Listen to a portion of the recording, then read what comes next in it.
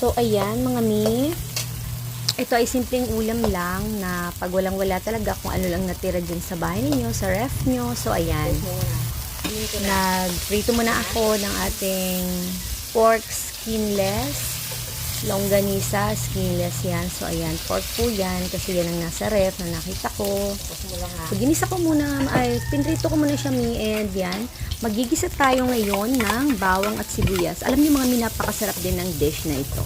Kahit napakasimple ng dish na ito is healthy din siya and masarap. Simpleng-simple pero masarap. So, ayan. Pinutol-putol ko rin yung ating longganisa, skinless longganisa para bite size lang.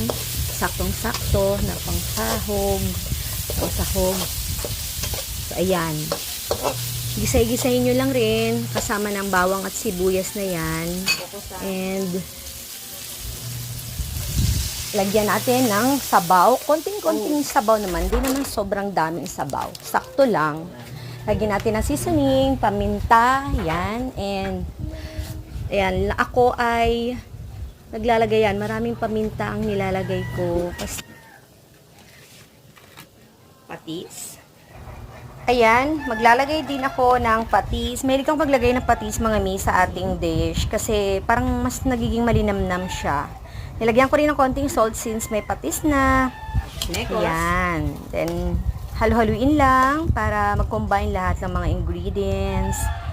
Sumarap ng gusto. So, ayan. And yan, nilalagyan ko siya ng pechay. Pechay mga mi.